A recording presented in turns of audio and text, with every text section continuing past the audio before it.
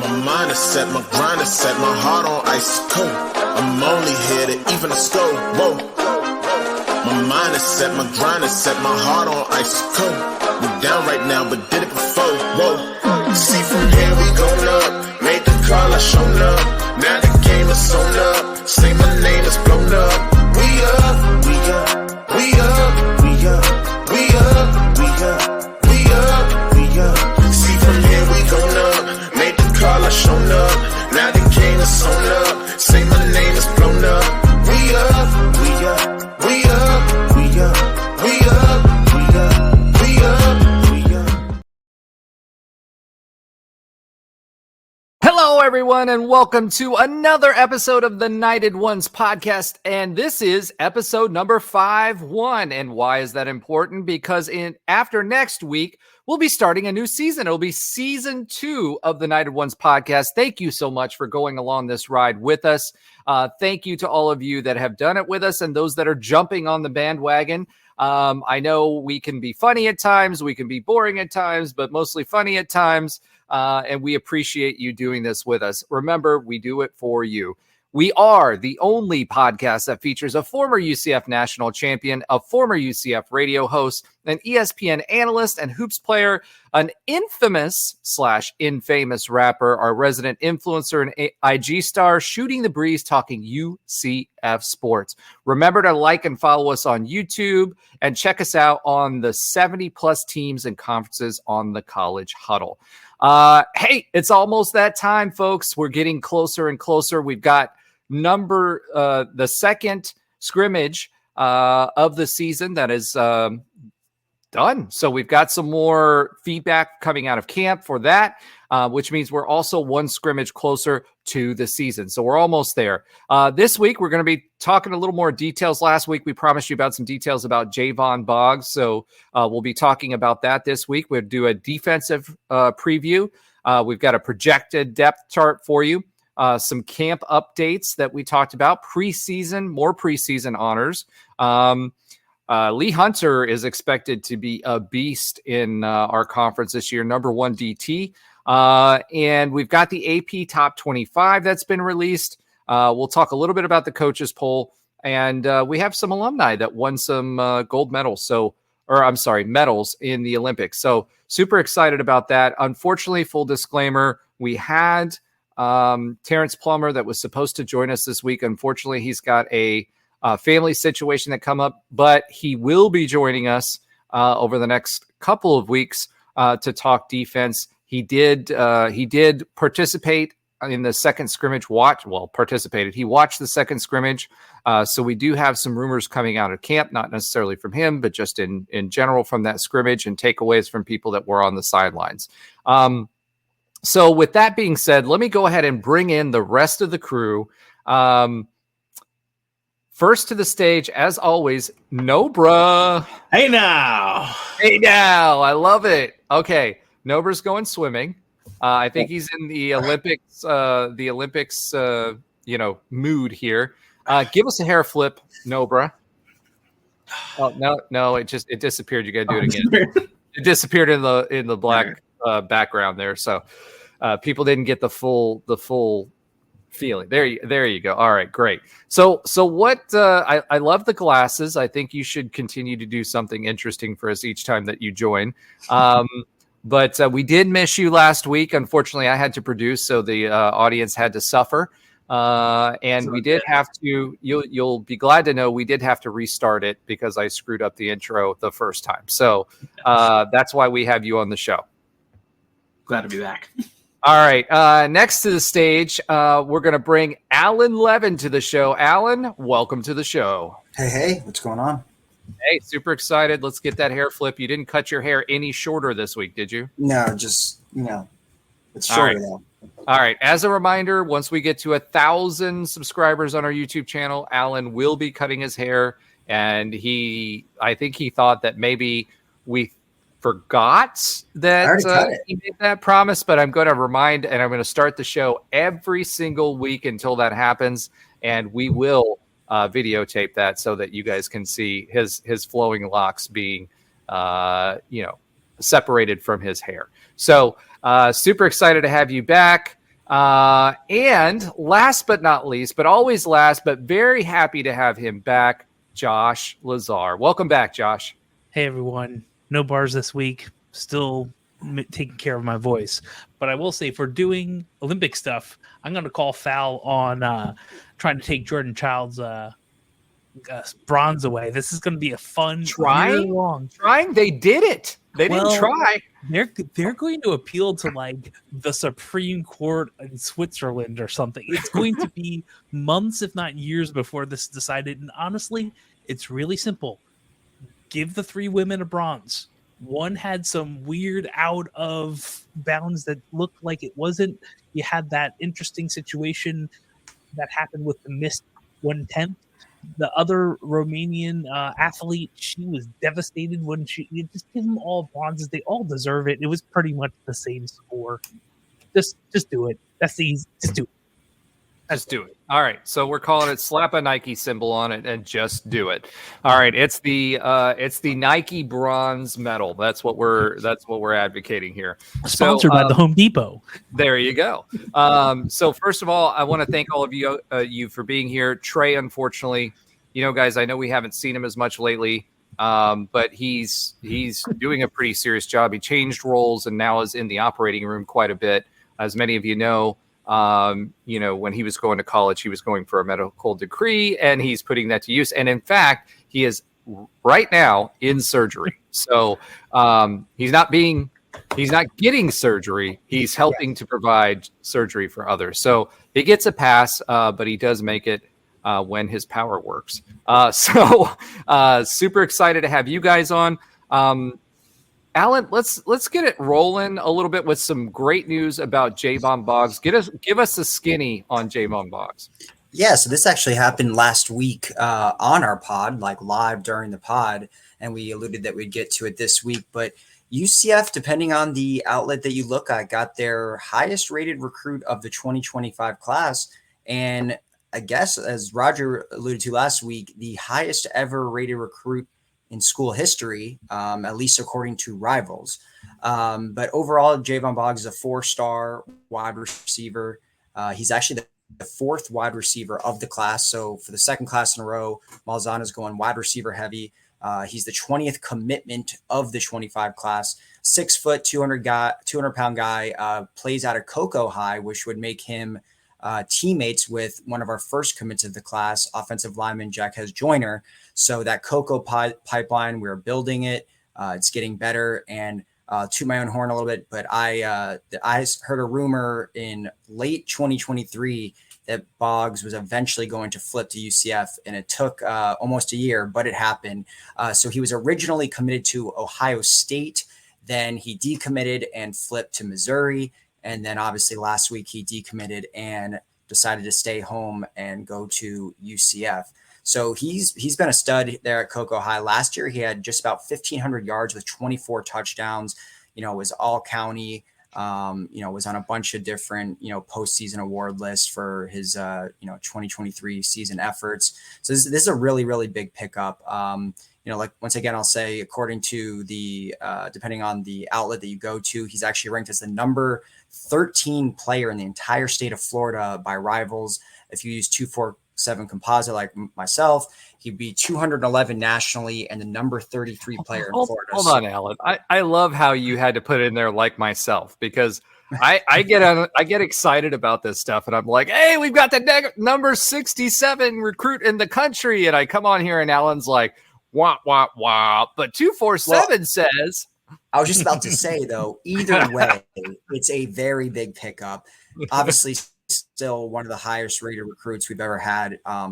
Number 33 in Florida, that's automatically going to make you nationally extremely relevant. Obviously, has offers from almost every single school in the country. I think it was something like 30 Power 4 offers, 29 overall offers, and most of them are Power 4.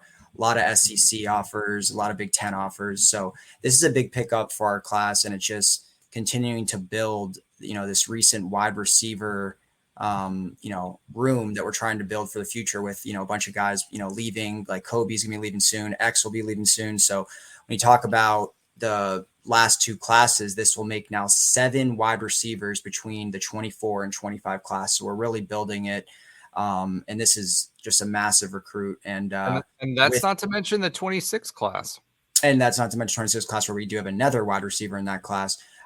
So overall now UCF moves into the top 15 nationally. Who thought we have ever said that? So top 15 nationally. Hold on. Top 15 by what service? Since well, I didn't want to offend you. So top 15 rivals on 247, we are number 22. So either way we jump, because last time I think before Boggs committed, we were at number 25. So we went up 3 spots. And rivals, I'm not sure exactly where, but obviously we weren't in the top 15. So we jumped up either way. Okay, so first of all, I'm totally offended by that, Alan. Like completely and utterly devastated and offended. Yeah, 100%. This is we mentioned this a little bit last week, but this is a huge commitment. And just as important as who he is as an individual, it's more important that Coco pipeline is continuing to be solidified, because at the end of the day, Coco has been putting out players. They with the way that Florida high school sports has gone, basically you have consolidation of players within Florida high school sports. And Coco has been one of those schools that has done a really, really, really good job, one of the best in Central Florida when it comes to consolidating players. So getting a pipeline and getting them to come to us consistently is huge. A lot of those players used to go to UF. So, if we can maintain that pipeline by having these players play together, and a lot of them will come to play with their former teammates, and they'll stick together or try to stick together if they can. And that's what you're seeing here. You mentioned Jacquez Joyner. There was another one, Cedric Hawkins, that came from Ohio State that transferred back. He was a Coco player that played with Jayvan Boggs. And there was another one that I can't think of right now that was also a Coco player that committed to us. So the more of these folks that we bring in and to continue to keep that pipeline going, the better. I do have to question, though, and I will put this out there. How in the heck are these? I get it. Some recruits go to rivals camps. Some of them go to 247 camps. Nobody goes to On3 camps. But, they are considered in here. How is there such a variance in these players and where they're ranked? Because I think last week we said he was number 67 in the country, and then we said 247 had him like 233 or something. I mean, it was a huge variance. Well, I do want to say that's why I think we mentioned this maybe off the pod, that they're actually all very close besides rivals. Like On3, ESPN, and 247 all have them in that like 200-ish range, but rivals has them there way higher than anyone else. And I agree overall there's variance on a typical player, but this 3 out of the 4 outlets were pretty well aligned, and then all of a sudden rivals had him at 13 compared to, whatever it was, national 67 nationally compared to in the 200s. And I will say this though, a note, I did see 100% last week. It showed him at 67. If you go look now, the little national ranking is gone. It doesn't have a number at all. It just has like 2 dashes. So I don't know if they're reconfiguring because they saw everyone else's or what happened, but it's no longer showing a national ranking for him on rivals. All right. So, Alan, not only did you bring that up, but you also brought in a new word to the Knighted Ones lexicon, which is reconfigurating. So, congratulations. We're going to put that in you said reconfigurating. Or reconfiguring, depending on, No, reconfiguring is. All right, Josh. You wanted to send some all hails to a certain coach and former UCF player. Why don't you mention that now? Yeah, we're talking Coco here, and some of the more experienced UCF fans might remember when a certain Ryan Schneider got some crap for putting a Bulls logo on his helmet after he was done playing at UCF and in a all-star star game, one of those, Reese's Bowls or whatever. And I don't think that sat well for him for a long time. So I'm glad to see that. I believe Ryan Schneider is more in the UCF fold now, and I'm really happy that I'm sure every head coach has influence over their high school athletes and within reason where they go. I think Nil changed that a bit, but I know for a fact local Central Florida high school coaches that are steering people to certain schools because they want to, up their name, or they think it's a good fit for them. So this might not be that, but still, Ryan, thank you for being, a UCF Knight at heart. And I think the fan base forgives you for the poll sticker now. I will note, this is also why you don't trash when UCF Knights, when they make perhaps some mistakes. So why? Because they might reconfigure what they're doing.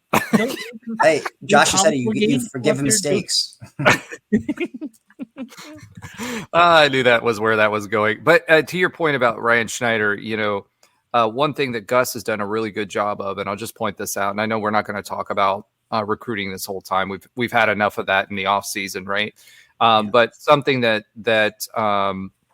Gus has done a really, really good job at has been bringing back those people that were involved in the program, especially those that are in the high school realm now as coaches or some other capacity. He's brought them back to campus. And Ryan Schneider actually came back, I think it was last off season. He came back. He was on campus. He was hanging out, which that never happened before. And that's a direct, that's a direct reflection of Gus's approach when it comes to former players and making sure they stay connected or reconnect with the program. And obviously it's paying dividends as well.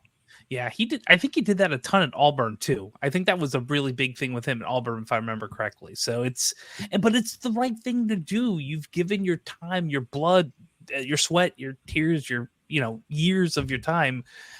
You can come out to a scrimmage, at the minimum, but I think it's a little more than that. I think it does. I think it gets a little deeper, thankfully. Pause. What did you just say? Exactly. Dead air. All right. There's a reason why he went with dead air. Okay. So now that we've talked about Jayvan Boggs, just to kind of wrap that up with a bow, even if he was 230 or 220 or whatever, that's still a top 250 recruit by everybody in the country. And that's a huge deal for UCF. All right. So moving on from our commits and future players, let's talk about who we have in camp right now. We talked about the offense last week, and actually there were a few more interviews that came out that kind of filled in some of the gaps in what we were talking about last week as far as the offense was concerned. The Ja'Cory Brown, you heard us talk him up a little bit and how there was good news coming out of camp on him. He was live last week.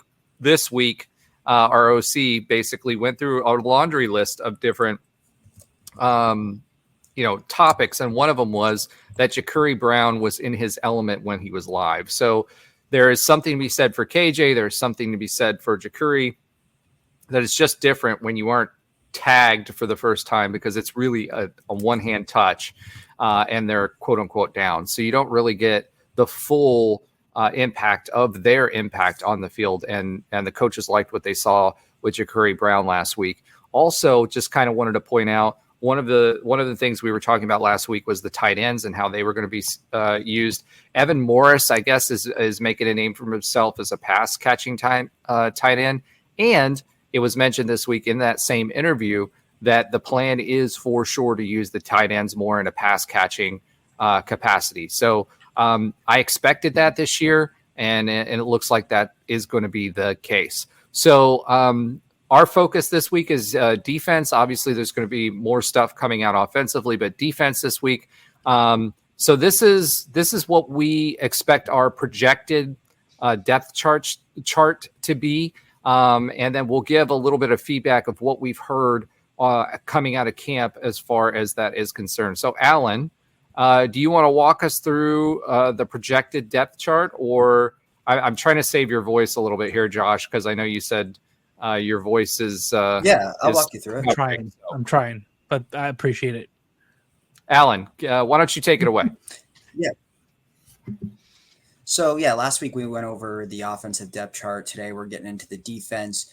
So the defense, I think, is a lot more up in the air just in general than the offense. The offense, there was a lot of already, playmakers that are returning like RJ and KJ, and not to say that there isn't a good amount of guys returning on defense, but we know defensively is where most of the transfers, came from, where Gus was focusing in the offseason on defensive transfers. Obviously, about linebacker and DB, there was a ridiculous amount of transfers just between those two positions alone. So I think we have, what we put together here as a projected depth chart that, on paper looks good, but, there's still a lot to be, just determined based on how the scrimmages are going. Gus alluded to it this week in the press conference that he's going to start to formalize the depth chart over the next week or so. So, we'll see how accurate this is, but let's start off with the defensive line. We have, I think, the obvious defensive end. We know Malachi Lawrence,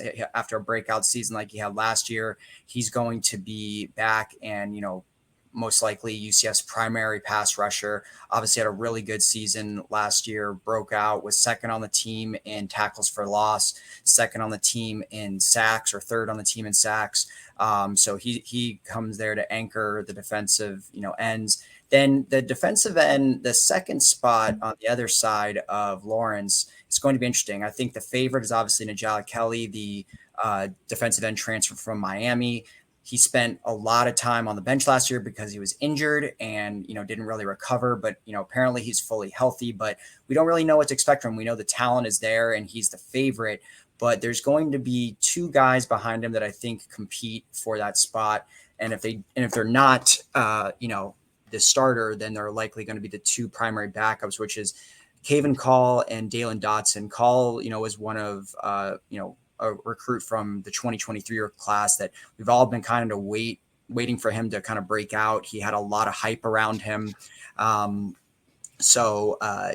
think he's finally starting to earn some playing time. That'll be this year if he's not a starter, at the very least as a backup. And Dalen Dotson was the transfer from Tennessee Martin, who's, getting a lot of reps in the, in practice as well as in the scrimmages. So he'll be competing for that second spot. And there's a couple other guys at defensive end that, may get some small, amount of reps during the season, maybe in garbage time, but these seem to be the primary four. So I think we're really looking at, who's going to be that second spot for Lawrence. Is it going to be Kelly? Is it going to be Kevin? Is it going to be Dotson? So that remains to be seen. Then at defensive tackle, obviously we have our anchors. Alan. Yeah. Alan, for defensive end, let's talk about that in a minute. Like what we did last week where we kind of picked apart each one. I think for Kelly, I can't say this enough. He was a huge, huge, huge piece of Miami's class. Like he was their number 2 or number 3 recruit when they brought him in last year. From what I understand and from what the coaches have been saying in some of the interviews for the players, they've all mentioned him and that he's making a difference. Kevin Call is another difference maker. Now, as you said, he was a UCF recruit. I do think, just from personal opinion, what I've been hearing, Malachi Lawrence for sure. We're all expecting him to be defensive end. He did great things last year. We talked a little bit about that, I think, last week. But Kelly is going to be somebody that he should be on the level if he's healthy. Now, assuming he's healthy, he should be on the Lee Hunter, John Walker type of level as far as defensive end is concerned, a real difference maker. Now, Trayvon Morris-Brash last year finally had the season that we all knew that he could. And so, he had a host of honors. He actually got picked up, I think, either practice squad or something by one of the NFL teams and had a couple of clips this week. So that was a big loss. Remember, he himself was, Chargers, exactly. He was a 4-star Army, was it Army All-American game or whatever that is for the high school level, Under Armour player. And it was a huge deal when he committed to us and he finally broke through. Kelly is even higher level than what Trayvon Morris-Brash was. And at that time coming out and was one of the top defensive ends in his class. So I expect him to make a big, big difference there. Now, Caven Call will push, and I expect us to rotate those defensive ends. Dalen Dotson, unfortunately, I think, unless we're talking about for rotations, a lot of the coaches last week talked a lot about putting the best players out on the field, and that's been their philosophy because the injuries that we had last year and making sure that they're getting reps in multiple positions. So what I would expect is Malachi Lawrence, Kelly, Caven Call to come in on rotation. Hopefully we don't have a lot of long drives like we did last year, especially with everybody running. But Dalen Dotson, I think, would be the definitely by far the fourth person that we'll see in that rotation. But between Lawrence and Kelly and Caven Call, I think we've got a really, really good rotation there in defensive end. Yeah, I'd agree. I think we have obviously, like you said, TMB, that's a big loss from last season. Someone that was a 5-year starter and has really been productive every year, even though last year was his breakout year. So it's a big loss. But with Malachi Lawrence having the season that he did last year, gives me confidence that we have that guy that can take over as the primary pass rusher. And then, I do like the depth there. Obviously, it's dependent. We haven't really seen Call on the field too much. We haven't really seen Dotson at a FBS level, and we haven't. Obviously, Kelly missed a lot of time last year, so there are some, question marks. But I do overall think it looks good. All right, let's. Josh, did you? I hate to throw it to you because I never know. Like, I want you to jump in when you can because I'm trying to save your voice here. But did you have any thoughts on that? All I'm saying is a lot of ifs. If Always. I feel like we're not going to know probably till TCU, but I don't feel like it seems like what we've probably all heard from the scrimmages, and sometimes scrimmages defenses usually are better. But I think that if is not as iffy as you think. I feel like we're going to, by the third game, start gelling together and versus New Hampshire, who knows, right? But I feel like it's going to be a little more than an if this and if that. I feel like they're going to gel together pretty well. It's just this like a bit of instinct and a bit of knowledge that's coming in. I don't know if it's just an if. Yeah, I would say this, what you've heard and that I'd like to hear a lot in all of the interviews this year is three things. One, every single one of them have been talking about, quote unquote, strain that we heard and aggression, right? So that's one piece of that pie. Everybody's giving their 100%. Everybody's talking about, especially, I think part of this is because there's so many transfers, is that they're proving themselves and they're not letting up. So, that's important. The second thing was, a lot of them have been talking about their why. So I think a big theme for the team this year, and maybe because there's transfers, so many transfers, 40 new guys on the roster, is the why. And so what the leaders are doing is they're talking about why they are putting it all out there on the line, finding out what other people's why is, and then reminding them who they're playing for when the tough time comes to pass, right? Which is exactly what you want, because last season we had fourth quarter collapses. So if you have the ability to say to the guy next to you, hey, look, remember, you're doing this for your parents or for your sister or your brother or whatever. I think that's a bigger input when you're trying to motivate somebody when they're in that position, when they're tired and they have to give that extra effort to overcome not only the person across the line from them, but also their own internal,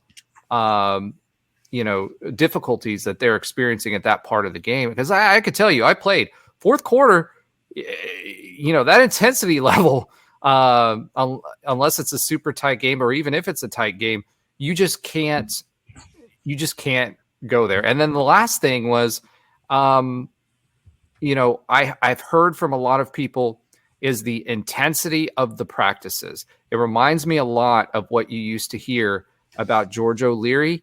And along with the intensity of the practice of focus on technique, which we haven't heard a lot of recently. Now, offensive linemen, they're always talking about technique, right?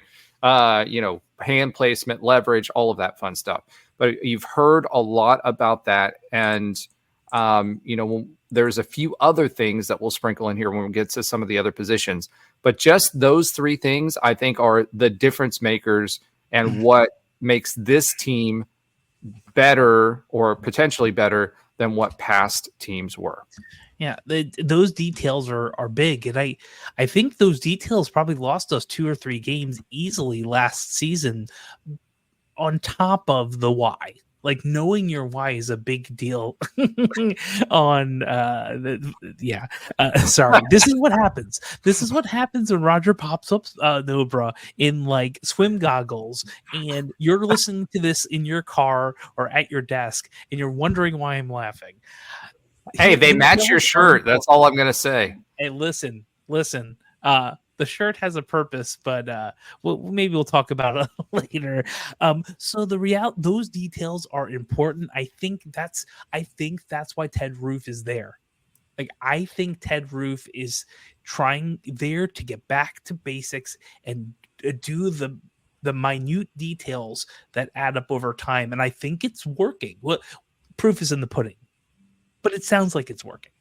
The focus, though, for Gus Malzahn has been aggression. I mean, he's completely thrown last year's defense under the bus multiple times in interviews this year. I mean, you didn't really hear that before. You know what I mean?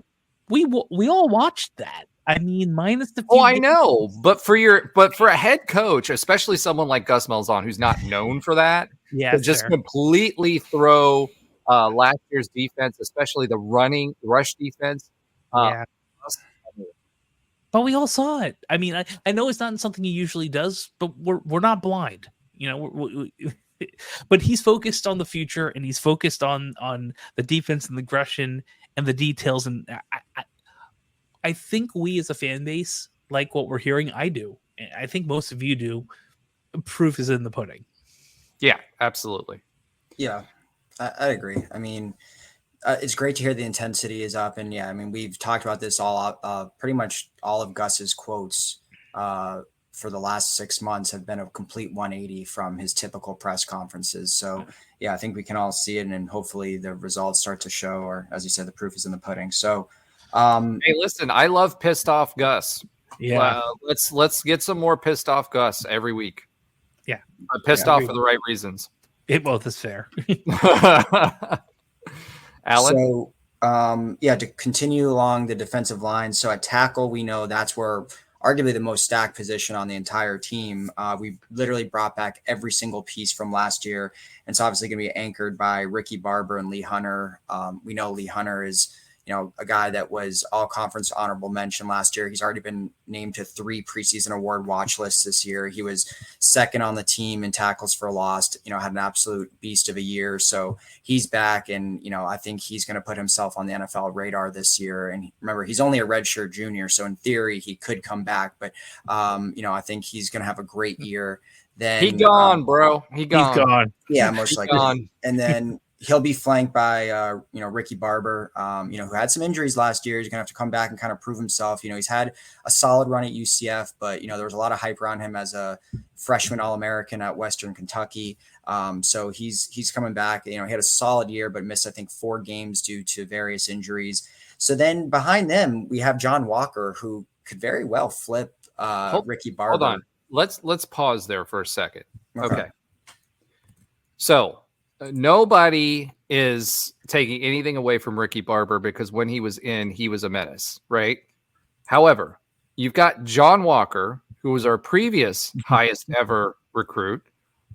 We fought off the Gators for him. Hometown kid.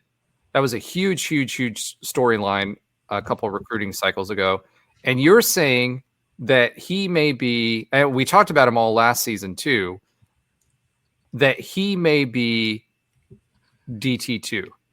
Yeah, everything I've heard, I mean, it just right now on paper, Ricky, we know Lee Hunter's getting one of the spots. That's a lock. Yeah. Oh yeah, Ricky Barber no way. seemed to have locked. I don't know if that's just gonna be one of those things where it's early on in the first couple games, it's Barber, then flips to Walker, but that's just what it's, every kind of prediction, everything that we've heard has been that, Walker is in. But remember, they're going to rotate out these defensive tackles. It's not like a couple of years ago where you got to play every single snap because we had no depth. So I don't know if the starter tag is, I don't think it takes anything away from Walker. And there's a very good chance. I mean, I've already seen some, preseason buzz of Walker, could potentially break out into an all-American type of candidate, maybe this year or the following year. So I just, as presently stated, I think it's going to be Barber and Lee Hunter with Walker backing up.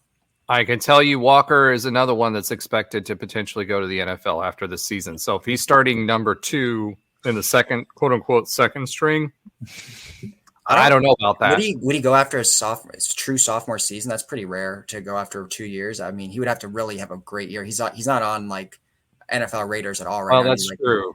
That's 100%. He's true. 19, so I mean that would be for a defensive tackle. I forget. I always feel like he's a junior because he was here practicing with us during the bowl game prior to when he could officially commit. So. And we were talking about him for so long. So, yeah, you're probably right on that. I don't know. It's interesting to me. We'll see a lot of them this year either way.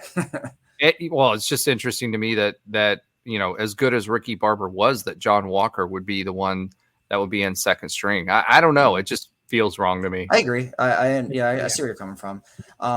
Then you also, I think the other two, kind of heavily rotated pieces will be Matthew Alexander, who had a solid year last year. He's been a really solid just role player for UCF for a couple of years now.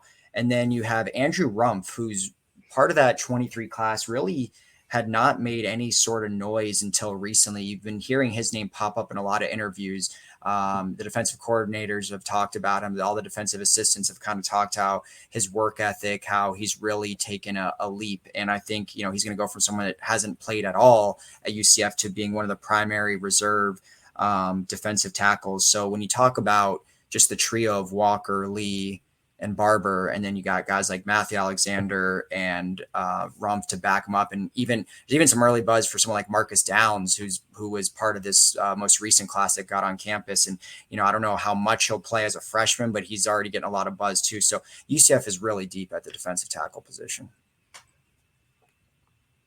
Yeah, I mean, I'm excited about that because where we got beat was through the A-gap last year. And it wasn't because of them. It's when they got moved, the linebacker position behind them was not scraping properly and filling the gap. So, Andrew Rumpf out of high school, 6'3.5", 265. He's had a full season of weight training now. And, I don't know. I mean, I think that, to your point and what you started this position group off with, was this may be one of the deepest position groups that we have. Matthew Alexander had a few breakout games last season and was making some noise, especially towards the end of the season. So I definitely like this grouping as a strength of this defense, which we need for our run stopping ability and to get pressure on the quarterback. Yeah, I think it's the defensive line as a whole is by far our strongest group on defense. I mean, there's just depth everywhere. And then, most of the stars that are most of our, best, most talented players are right there on that defensive line. To me, this looks like, one of the best and deepest defensive lines we've had probably either since the 2017 team or 2013 team with, a lot of those guys. I mean, 2017 had, Tony Garrod and all those guys that were, went to the NFL. So Tristan Hill, obviously. So I think, this is going to be a really special group. It's they've all Lee Hunter led the nation for defensive tackles last year, I think, with sacks and exactly. Yeah. So, I mean, guys, we've got some real stars in this defensive line, and I think we've added a lot of upgraded talent around them. So why don't we go ahead and talk about the linebackers a little bit? Yeah, so the much maligned linebackers, we've been complaining about them really since probably 2020, ever since, Tatum left and then obviously JJB left.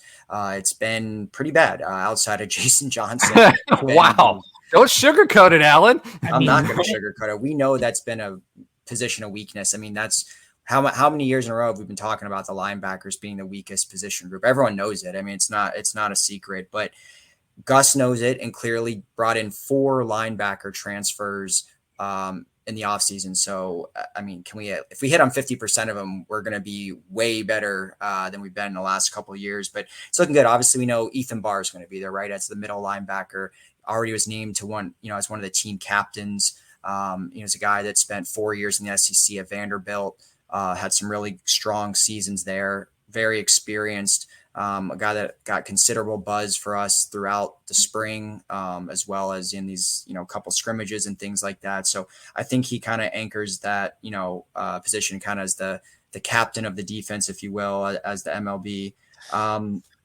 Then it's interesting. I'd like to hear your guys' thoughts on this, but the other starting linebacker position, I think could really go a couple different ways. You have someone like Deshaun Pace, who's a hybrid. He's played safety. He's played linebacker. It looks like he's getting that buzz to kind of be that, that weak side linebacker.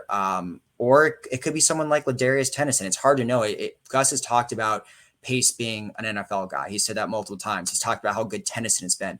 And they can play both DB and linebacker. So it's for me to kind of predict which one plays where. I know he's going to be a starter in some capacity, Pace.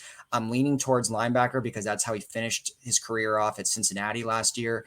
And, he's a guy that can stop the run. He's a guy that is a ball. I mean, he's got a lot of different skill sets, which is why Gus keeps calling it an NFL guy. So I think it's probably going to be Pace, but it could be a couple other guys at that second linebacker starting spot. Yeah, I mean, Andrew Harris is another name that's popping up. I hear he's really coming along now as well, of the infamous Harris twins. Andrew Harris, when he was a athlete that did not have a whole lot of experience in the linebacker position or in football coming into college. What I'm hearing about Andrew Harris is that he's starting to pick up more quickly what the linebackers are doing, and he's starting to make more of a difference on the plays. The other prospect that I've heard a lot about is actually Quay Birdsong. He is basically making a name for himself as a hard hitter. He's lighter than a lot of the other linebackers. He was a 4-star prospect out of the state of Georgia, 6'2.5", 195 pounds. So not quite as heavy as what a Power 5 linebacker is, but he hasn't been through a full season of conditioning yet, right? But I'm hearing a lot of great things about him. So will he make as big of a difference this year? Probably not, but he will in the future. So I agree with you, Alan. I think Ethan Barr, everybody has been raving about Ethan Barr and his ability to read where the hole is going to open up and stuff that hole. He was known for it where he was before. Everybody respects him quite a bit. Yeah. Sorry. Yeah. Pause. Sorry. All right. Fill the gap. I don't know if that's any better, but keep going, Roger. Oh my gosh. I don't know how else to say this, but he scrapes and he makes sure that the running back cannot make it through the line of scrimmage, through the space that the line opens up for. There you go. So otherwise known as I'm still going with or the gap, right? So he's a gap stuffer. That being said, that's what it's called in linebacker vernacular. So that's football vernacular. I know, but get your mind out of the gutter. We are E for everyone, and that was an E for everyone response, despite the pause. That being said, he's doing a really good job there stopping the run. And he is really, really good at scraping, which is something that we were missing last year. Our guys were not scraping properly. We're not filling the right gaps. we're not hitting hard enough, and Ethan Barr is an experienced linebacker who's doing all those things at an extremely high level. One of the things Coach Malzahn said that was different about this year's squad and where we were at this point in our quote unquote preseason was you can really see the difference with the experience that we brought in how fast these guys are picking up and able to make a difference, in trying to execute on the fundamentals that the new defensive staff is bringing in and the attitude, because they don't have to think as much about what they're doing. And Ethan Barr, it was one of the top linebackers and is, I think, will be one of the top linebackers in college football this year. Deshaun Pace, oh my gosh, that's going to be a thing. Pace, same thing. He's a guy last year that was, one of the top names in college football at a Cincinnati team that was not very good. So, I think he's going to be that second linebacker there for you. From everything that I've heard about him, is that he is very much instinctual with how he plays the linebacker position. And that's what you want. You want a guy with good instincts. He can close to the ball carrier pretty quickly, and much more quickly than someone that has to think about it. And that's going to be super important for this year's team. Also, something, if you've listened to the interviews, that's come up quite a bit, is several of our players that transferred in recently had children, or in Pace's case, is expecting a child. So, in fact, may already be his child may have already been born. At the time of the interview, he was going back home to be there for the birth of his child, and that motivation I think is key, because they have a lot of motivation. And then Pierre is another name that I keep hearing about as well. So, did you have anything to add to that, Josh, at all?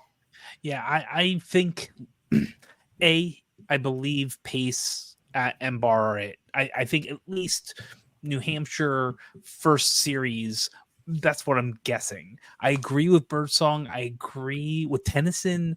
I feel like, of course, there will be a rotation, but I think those two will be starting at least for the first maybe 2 games, unless someone just lights it up or we're all wrong.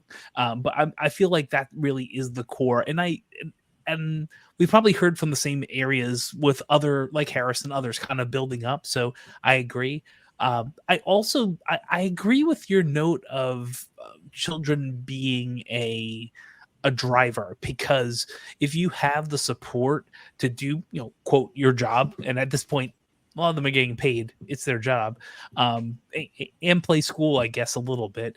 If you have that as motivation, you're going to do the best you can for your family. And to be frank, the most money most of us would ever make is either having a very successful business, winning the lottery, or playing a sport for money. I mean, that's the core of where a lot of people make the most money for themselves and their families. So I think that's a huge motivation and trying to get on the radar of NFL teams. So, I agree with all that. I do think it's going to be Pace, and I do believe it's going to be Barr. And I feel like Tennyson's probably going to be that first one off the rotation, is my guess. Yeah.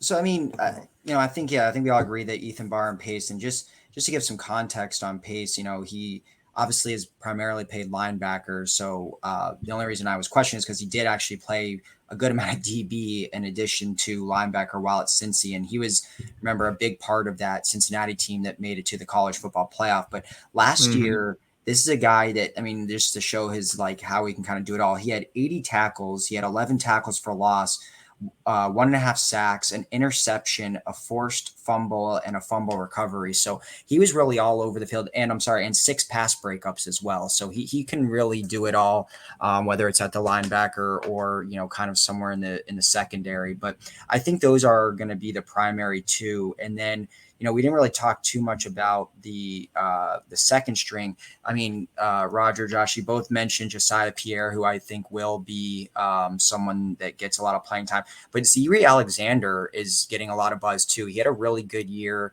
last year out of the FCS. He was on Idaho and, part of the Vandals team. And he had a really, really good year. I think there was their leader in tackles last year. He's widely expected to be one of the, top linebackers off the bench. So when you talk about transfers, I mean, that pretty much that whole room is going to be the 4 transfers that we brought in, which are Barr, Pace, Pierre, and Alexander.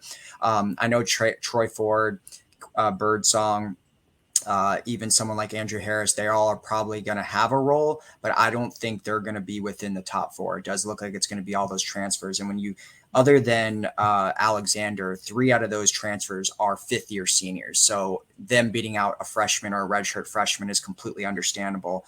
The only one of the group that's not an upperclassman is Alexander, who's entering his sophomore year. So either way, I think linebacker looks a lot better between the transfers and some of these, new recruits that we brought in out of the high school level. I think we're going to have a significant upgrade from, Walter Yates being our second linebacker. So I'm a lot more fired up about this group. And I think just with the experience and what they've already proven, it's going to be a good group.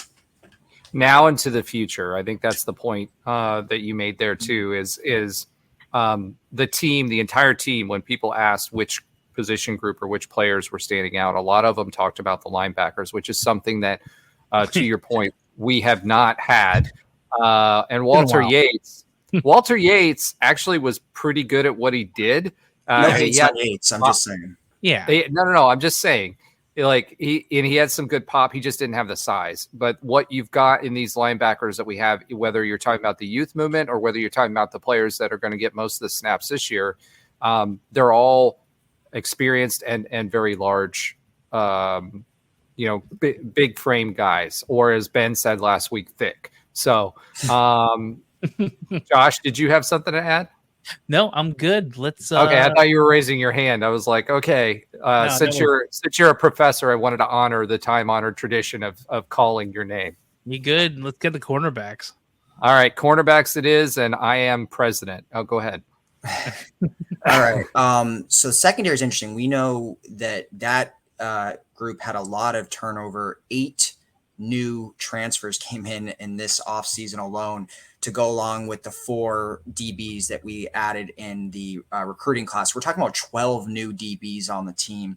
But as much as stuff changes, a lot of stuff can stay the same, because Brandon Adams has, from everything I've heard, has locked up one of the cornerback spots. This is a guy that's been on the team since 2020, I believe, or 2021. And he's essentially not been a starter every year, but he's been at the very least a role player every year. He's played as a freshman, never redshirted, a guy that actually to this point in his career still does not have an interception, but statistically isn't flashy, but he's been a very, very solid cornerback for UCF for going on 4 years now. And he's, from everything I've heard, is locked up one of the cornerback positions.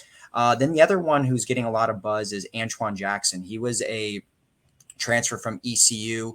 I don't know if you heard his story, but his girlfriend is on the track and field team, and she plays at UCF, and so he wanted to transfer to be with her. And this is a guy that got considerable buzz out of high school, was a 4-star prospect, had a really strong freshman year at ECU, and now they are talking.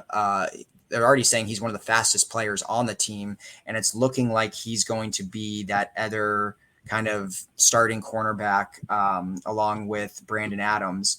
I don't know if we could get into talking a little bit about them, but just to quickly go through who's expected to be backups. And we still have another starting cornerback position, which UCF kind of has that, I guess, night would be the position, version of the nickel, which is the night or whatever. So that's looking like it's a little bit of a position battle there. You look like you have either Braden Marshall there. I'd put Pace there, but I think we all kind of agreed at linebacker, but there's a couple players that could play at the nickel position, but Braden Marshall is the one that had that role last year, so I think he would be the favorite. So we're looking at probably Jackson, Adams, and Braden Marshall as our 3 starting corners. And then quickly to get into the backups before we talk about cornerbacks as a whole, the Mac McWilliams looks like he's going to lock up one of those roles. He's had a really, really strong, pretty much since he transferred over. He's flashed since he's got here. And then I think it's really cool is Chasen Johnson. He has been talked about as a freshman that is going to potentially start, if not be a very, very involved, not just on special teams, like in the secondary. I think out of all freshmen, whether it's offense or defense, he's gotten the most buzz. And then maybe behind him would be the transfer Fagans, who I think came from, was it Ohio State? I believe he transferred in from. So those are looking like our corners this year. Yeah, definitely agree with Brandon Adams. I mean, there's no question he's going to be a starter. He was a lockdown starter last year. I think it was only 15% success rate against him last year when quarterbacks targeted him. And that's like Revis Island level of play right there. And someone who will play in the NFL and will be drafted. He's got the size, he's got the length, and he definitely has the skill set. So when it came to shut down corner Brandon Adams, is that Antoine Jackson is really, really interesting, right? Because Antoine Jackson, a lot of people didn't understand why he chose to go to ECU last year. He had a lot bigger schools that were chasing him. Well, yeah, I get that. But like last year, part of the college football commentary was, why is Antoine Jackson going to ECU? I mean, we obviously, you've mentioned why, right? But he's one of those players that had a lot of big name offers that, people think, oh, this is a guy from ECU. Why is he, making so much noise? This was a highly recruited 4-star cornerback coming out of high school. And he's showing his skill set here on the playing field at UCF. So to your point as well, McWilliams and Chasen Johnson have both been mentioned multiple times by a lot of different people when the question inevitably comes up, who's been standing out this year, right? And both of those names have come up quite a bit. So I agree with you on cornerback 2 there. But Fegans is another guy to look out for. He was a transfer that was also highly touted. So it'll be really, really interesting. I don't like Pace for the nickel. I think he's going to stay. Yeah. To your point at linebacker, I think Braden Marshall. It's his job to lose, I think. Yeah, and he played well last year as a freshman, true freshman. Was a 4-star, defensive back that came to us last year. It was highly recruited last year as well. So I think that's his job to lose. And at safety, I've even heard Quadric get a lot of noise. I know we talked about Tennyson, Damari. We didn't get into safety yet. Yeah. Oh, we didn't. Oh, I'm sorry. I thought you talked about. No, I started with the corners, and because I know we've been talking. My bad. All right, go ahead. Go with safety. All right. So safety, yeah, Damari is obviously going to be one of the starters. He obviously, had a little injury at the end, but he broke out last year. I mean, I know he was, I think he was a redshirt freshman last year. He really broke out. I mean, he had that game against Oklahoma State where he forced 3 turnovers in the game. Overall, finished the season with 3 picks, which was tied for the lead on the team, along with what's his name that transferred, Nakai Martinez. So he had a great year. He's widely projected to be one of the safety starters.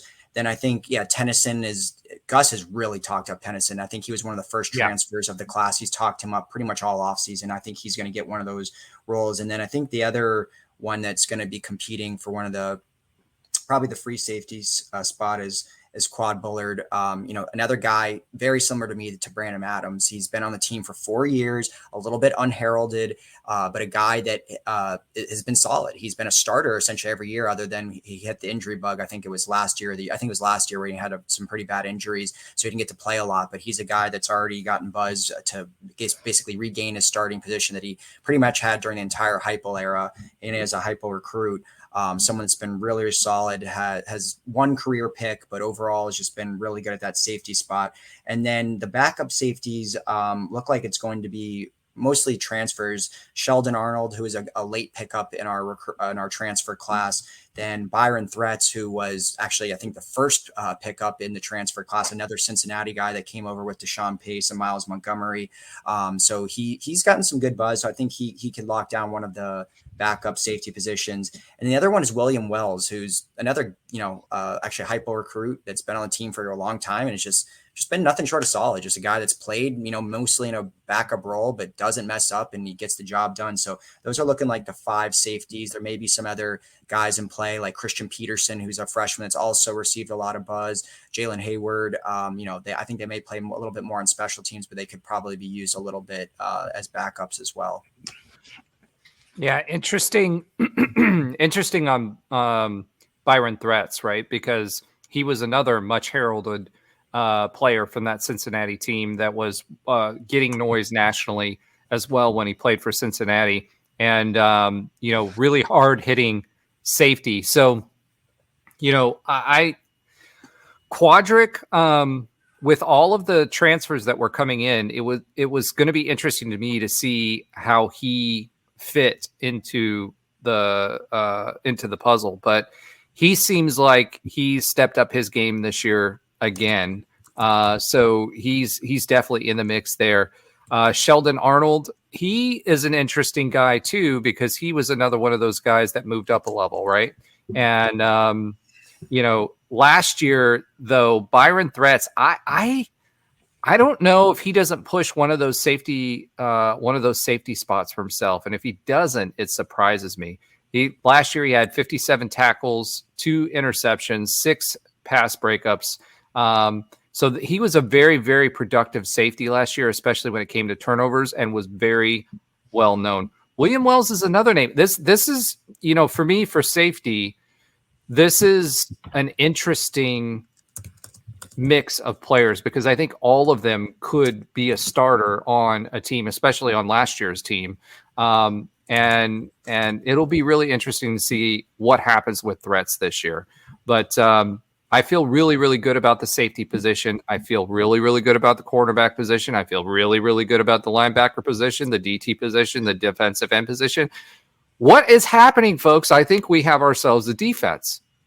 Yeah, I mean, I still kind of go back to what Josh said in the beginning. It's still a lot of it feels like on paper right now. So I'm gonna err on the side of caution and just say we need to see it play on the field. But on paper, besides the defensive line, I have zero worries about them. But linebacker, corner, safety, it all looks good. All the players that we've gotten from the transfer portal, I love that they're all experienced guys. Whether at the FCS, whether I played at Cincinnati, wherever they played last year, they played a lot. They were key playmakers for their team. They were leaders on their team, and they all have, anywhere from 3 to 4 years of experience. So I think we have put ourselves, together a good defense. We got to see it play out on the field, but the difference is their depth now. I mean, if there's, if some of these guys don't pan out, we don't need every single one of these guys to hit, because there's plenty of guys. I mean, we just said, they brought in 12 new DBs. I would think that they're percentage wise, numbers wise, I think some of those are going to have to hit, and same with linebackers. So yeah, I feel good about it, Roger. Well, I mean, 1/4 of the transfers almost with the 8, right, in the corner, in the defensive back slots, 1/4 of the transfers that are playing on this team's roster are in the DB room.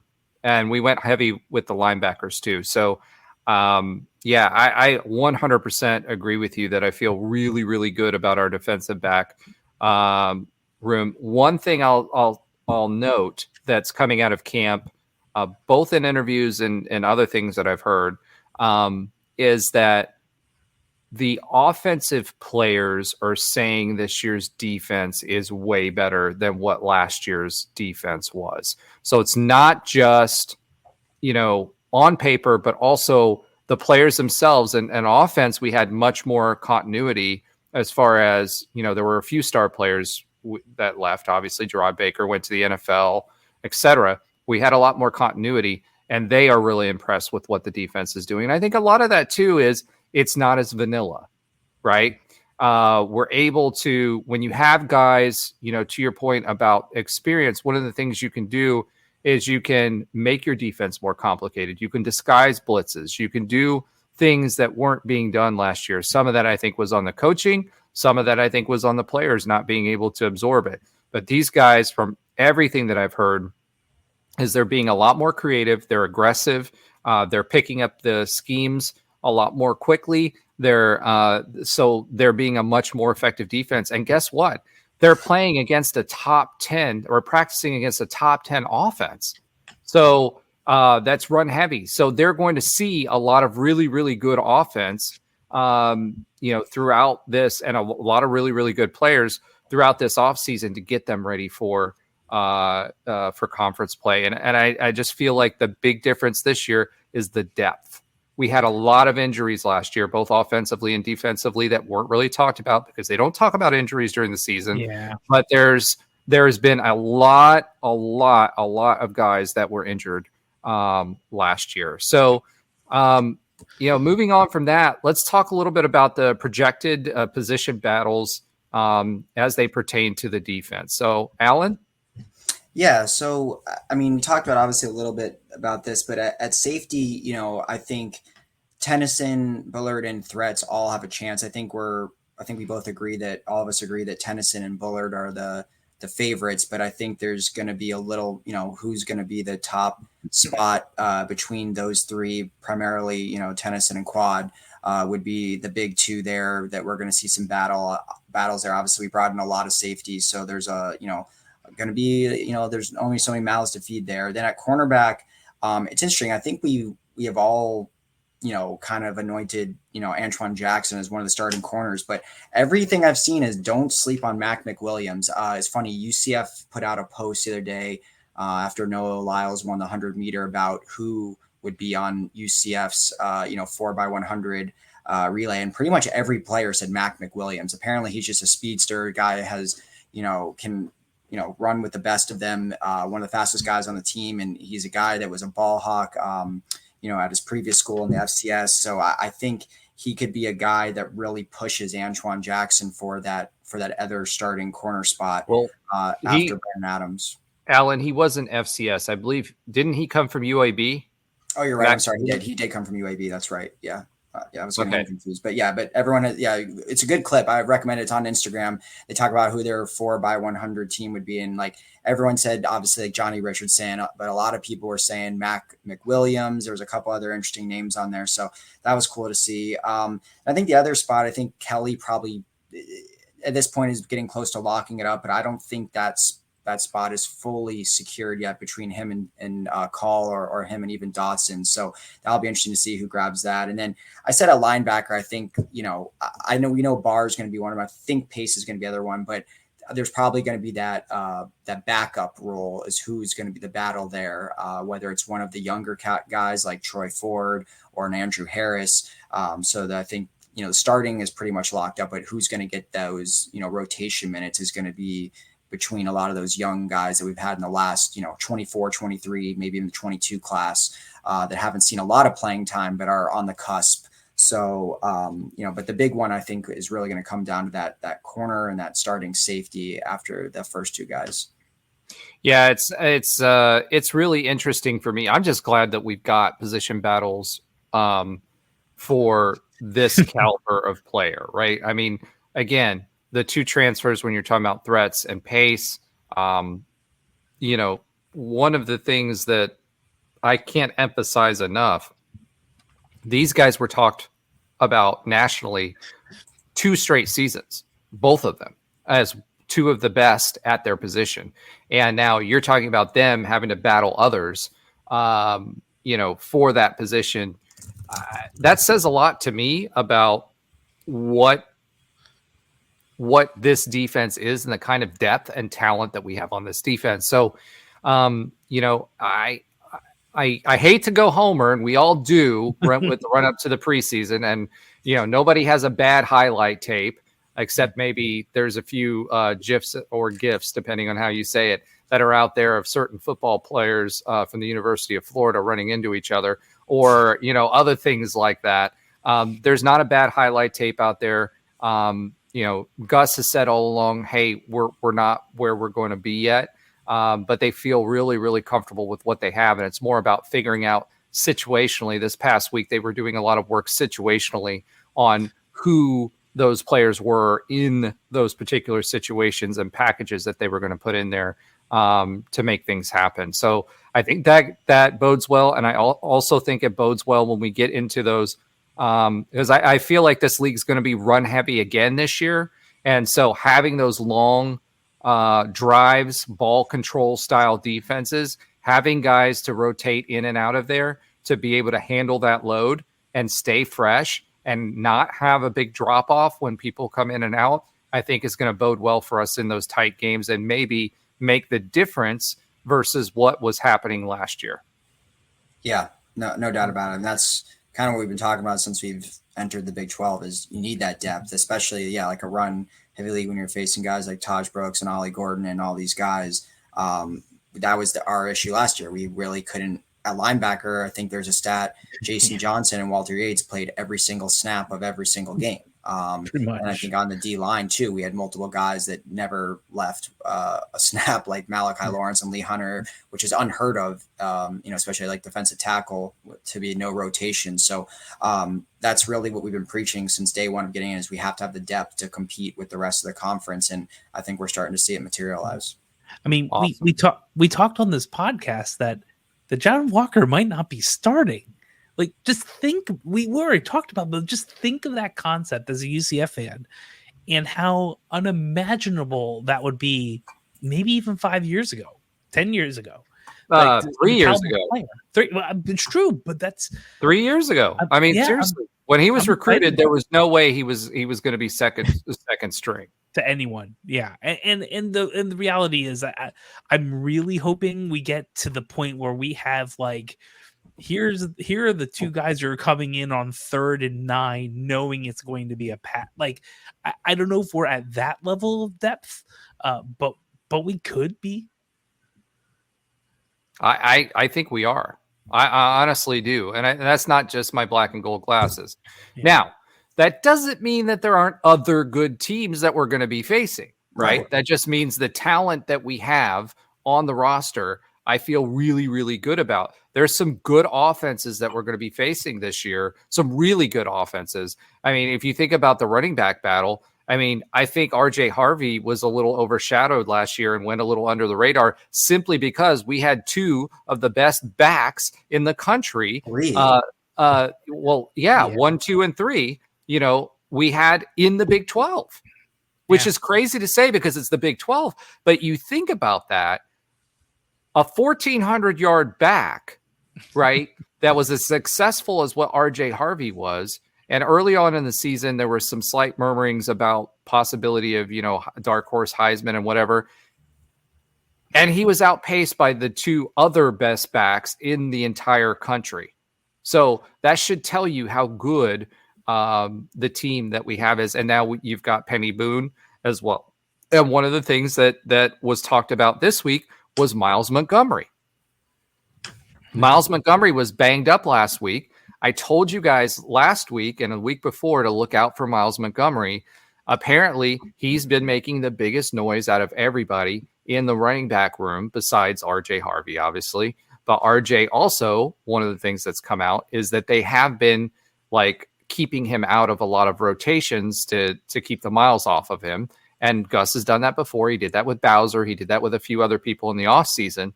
I hope, you still need to get those hits in to get yourself into game shape when it comes to that as a running back.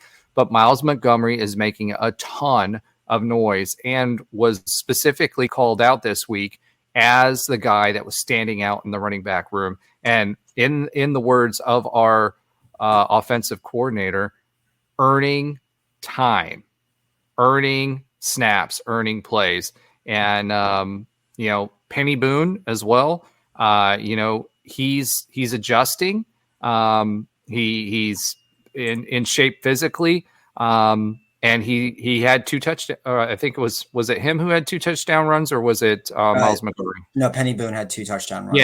He had 2 touchdown runs and he is being used as a short yardage back. So it'll be interesting to me to see whether Penny is more used in that short yardage back type situation, or because last week we were talking about, some of us thought that Miles Montgomery would be that guy. It may be the other way around with Miles Montgomery really being RB2. Yeah, and we had the luxury of really having all these options. I mean, obviously it wouldn't happen this way, but RJ Harvey with his size could be a short yardage back too. I mean, the guy gained like 30 pounds of straight muscle in the offseason. So, I mean, Montgomery, Boone, and RJ all are kind of that same mold. They're all bigger guys. I think Penny's probably the biggest kind of, downhill runner type of guy. But yeah, I think he's a perfect short yardage situation. And Montgomery could just be that, like that RB2. Then you have RJ as the workhorse, and then Johnny Richardson as the change of pace back. So I mean, there's all types of permutations and options that we have with just the depth that we have in the running back room, which I think, I don't even think Richardson's going to be the change of pace back. I think he's going to be the guy that they get out in tunnel screens and get him out in space and let him cook. Yeah. One of the things people were talking about this week too was how Johnny Richardson looked great this year in camp. But I think that everybody recognizes the vast majority of our snaps are going to go in the A gap, inside zone type of play. But Johnny Richardson's that guy that you get in space and let him cook. You know what I mean? That's what I'm seeing. That screen game coming back, that reverse game, the pitches that we saw, all that stuff. If you watched last season, was missing. And Johnny Richardson, once he gets loose, he's good. The problem is unfortunately his size is such that he doesn't do well after that initial contact, and will go down. And that's not his fault. It's just what size he is. So I think Gus is going to try to optimize him a little bit more in space. And I think that having tight ends block properly, good blocking tight ends, and having pass catching tight ends that make you guess, hey, is this going to Johnny Richardson or is this going to a tight end? I think it's going to be huge for both the tight end success and Johnny Richardson's. Yeah, absolutely. All right. Oh yeah. See, I could have just looked at your notes here and saw that Boone had 2 short TD runs. Wow. See, we don't just read the notes when we're talking to you guys. But KJ, one of the things that was mentioned this week, KJ was not live. We know that. We expect that, etc. Riley Trujillo was live again this week. Also on top of that, we heard this week that that our guy Ja'Cory Brown was live last week as well, and he really balled out when he was live there too. Speed, could make the throws, and was good on the move. So as long as he can continue picking up our offense, because again he was a late transfer, I think that's going to be good. Trujillo, was live. He also apparently could make the throws and was doing really well as well. EJ Colson got a few shout outs this year, but I think what everybody's saying and the things that I'm hearing about him is he's got a great deep ball. Our offensive coordinator said today that he rarely misses and he's got a good deep ball. And, he's a little bit on the shorter side and not as big as what the other guys are, but he's also a running quarterback. So that means that he's progressing, but he's going to need a year in the weight room. But I do think that EJ Colson could push if the worst came to worst. Let's talk a little bit about the offensive line. Alan, what are we hearing about the offensive line? Yeah, so I think most people had already kind of penciled in Marcellus Marshall, Amari Kite, and Adrian Medley. That's been something that's been kind of said really since, honestly, the spring. We knew with Marshall and Kite coming back, they were going to get 2 of the spots. And then Adrian Medley just had to get healthy. I mean, he was someone that's shown flashes really for most of his UCF career, just battled injuries. So he's looking at that like the other spot. Then, the center position was the other big battle. I know we talked about we're talking about defense this week. We talked a little about last week. The center position looks like Caden Kittler starting to lock it up, which isn't a surprise. He started at the center position multiple times last year before getting injured as well. We had a lot of injuries last year. So, he was one of them, but it was looking like it was him or possibly Walt Claire Flynn Jr. We talked about how amazing it was as a freshman that he could be a starter, but I think Kittler's going to lock that up. And Gus has been throwing him out at center pretty much in all the scrimmages. And then the fifth one, which we talked about, but it's really, I think it's a really kind of cool, kind of heartwarming story, is Paul Rubelt. I mean, he's been on the team now for 5 years, and he's earned that right tackle position. I mean, he's played over the last couple of years in a backup role, but this is a guy that came from Germany. Everyone made fun of Heupel for doing that, and why are you recruiting Germany? And a guy that hadn't played a lot of football before college and really was learning while in college on just the form and everything like that. And language. And the language. And he stuck around. He didn't transfer.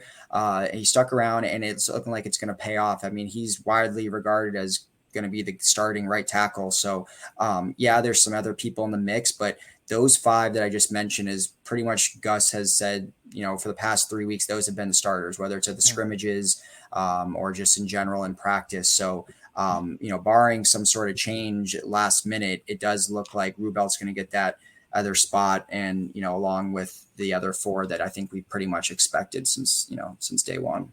Yeah, I mean, Paul was in the schedule release video, which was amazing. Yeah. So I mean, at that point, something, you just don't put the tall guy in there because of how it looks. Maybe he has good acting chops too. So that's probably when we go on a run. That will be like one of the feel-good stories that ESPN or Fox or someone's going to show. They have to. They absolutely have to. It's a cool story. It's a great story. Yeah, and he does a great job at the Willow Tree in acting there. When he was, I don't know if you guys watched that video, but it was pretty funny. His freshman year, he kind of got infamous for putting a young lady up on his shoulder and walking around with that. And he's just a massive human being. Now, going back to a couple of names that you mentioned there, Alan, in Caden Kittler and Winclair Flynn. We talked about him a little bit last week, and Trey was talking about how unique it is to have someone like that that's a true freshman running with the ones. Both of those guys were banged up this past week as well. Winclair Flynn is expected to be back this week. Caden Kittler was also injured again. And last year, he got injured early at Boise. So you start to wonder, is this someone who's going to, kind of have that be his bugaboo is injuries? Because he was highly touted coming out of high school as a center as well. Both he and Winclair Flynn were. And then the other thing was, you heard last week, Coach Hand talk quite a bit about how they are rotating players, and what they learned to make sure that they get the 5 best is that they have these players playing multiple positions. You can only do that if the folks that you have are pretty senior already, right? They're veterans already. And all of the guys that you have here, Amar Kite, again, highly touted transfer from Alabama. These are all high-level guys that have done this for a really long time, with the exception of Paul Rubelt, which he has, and he got some playing time last year, but he was not a starter. This year, from all accounts, he's matching his physical gifts, right, with the technique, is what you heard a lot from Coach Hand. His ability to get low. He's actually, Coach Hand made a comment about his ability to make himself small on the line, and he shows it to other coaches in the community, in the offensive line community. And he actually has bets with these guys and say, how tall is this guy? And he'll show them the film of when he gets low. And then when he stands up, they all get it wrong. And they're like, he's 6'10". Like, they see him standing up and he's like, holy moly, he's 6'10", and he gets that low. That's the type of thing with leverage of the offensive lineman that actually hurts someone who's 6'10", trying to play offensive line. And he's finally mastered that. So I think that's a huge, huge, huge, huge deal. But something to watch with Caden Kittler is his ability to stay healthy throughout the season. But Coach Hand is rotating those guys to make sure they're playing multiple positions, and he can only do that because they're all pretty experienced. Yeah, that whole room outside of Rubel, who maybe not experienced as much on the field, but he's still been in a college weight room and in a college, environment for 5 years now. So that whole room is pretty much all, upperclassmen. So And it's going to be an experienced group. And, the big thing there, I think we've talked about this. I think the starting offensive line really for the past 3 years has been solid. We haven't had really a poor offensive line. It's just been the depth. There has not been a ton of depth there. I mean, even right now, who are we rotating in? We talked about, Walt Claire-Flynn Jr. who could be maybe the backup center. But when you talk about the other tackles and the guard positions, who's that going to be? I mean, is it going to be someone from one of the recent classes, or is it going to be some of these transfers you brought in like Jabari Brooks from Samford, or there's a couple other guys, Keegan Smith, that we brought in, but we're not really hearing their names that much. So who is going to be that guy? Because only having 5 reliable offensive linemen is not ideal. We need to have a couple guys because of injuries, like we see it every year, last year with the offensive line. So we're going to have some depth guys that really start to showcase themselves. That's my biggest concern. I feel good about the starting 5, but some of these, backups that we're not quite hearing too much about, especially the transfers, it's not great, but we'll see what happens with that. Yeah, definitely. I'm excited. Games are won and lost in the trenches, and I think on both sides of the ball, we have the ability to do well for that this year. All right, so let's talk about some more things that we're hearing. The run defense looks improved from last year. One of the things that I keep hearing from people that are going to the scrimmages and are going to watch in camp, they yeah, Alan put a note in here. Couldn't get much worse, meaning last year. Everything that I'm hearing from people, former players that I talk to and other people, is they're way more aggressive than they were last year. They're hard hitting and they're not letting up. Those are the 3 things. You're not seeing people take plays off. You're not. And part of that maybe, we talk about transfers and how it's hit or miss and all of this stuff and our success with transfers. If you bring a bunch of transfers in and they're high-level transfers, they're going to have to compete for that starting spot. Nothing is given. They're not. I think our quality of player that we had last year, comparatively speaking, I think everybody game recognizes game, right? And they're not going to be able to coast. So I think that's going to, from what I'm hearing, there's several players. There's several players who, I'm sorry, Alan's giving me breaking news. Kendarius Reddick flipped to USC. That was our highest rated recruit, our defensive recruit, at least. Yeah, that was rumored for a while. That popped up like 3 weeks ago, but it seemed like UCF was going to be able to hold on to him. But I guess USC won. But we'll see. It's not over until it's over. We've seen that several times. I mean, look at the first recruit we talked about right at the top of the or right at the top, right? And we expected Jayvan Boggs actually to transfer to us, and then he ended up going to Mizzou. Like we coming out of the weekend, we expected him at that point to commit, and then he ended up going to Mizzou, and then he transferred back anyway. So yes, it's a little bit of a womp womp, Nobra. But it may not be. Who knows at this point? That being said, getting back to what we were talking about for this year, what I'm hearing out of camp is this defense is way more aggressive. There's a lot more. It's a lot more intricate as far as the defenses that we're playing. As far as the folks that are playing, they're competing the entire time. They're getting to the point in camp where it's hot and everything else, where people who transfer in, who have high expectations or high level guys, typically start to take some plays off. That's not happening this game or this year, and they're keeping competition going, which is keeping everybody motivated. And in Gus's words, what he's telling them is he's trying to build habits that they're going to continue to push when the game is on the line, when they're playing in conference, when there's adversity that they're trying to overcome, and that's really been a focus this year. One of the other things that has kind of come out of this is penalties. So we talked a little bit about the penalties. They cut those in half, so 9 penalties this scrimmage compared to 18 from the previous scrimmage. So Gus said he was going to focus this year on that, or this, I'm sorry, not this year, this week, this year and this week, on that based on the performance that was there before. A lot of the players were talking about how much those penalties hurt them last year, especially in close games, and it looks like the message is getting through. So that's good to see. The defense produced a turnover. I don't know whether that's a highlight. Like it's like, I know that's like something that we've been driving towards for a while, something we've been talking about, for a while. That's sad. And it's focus.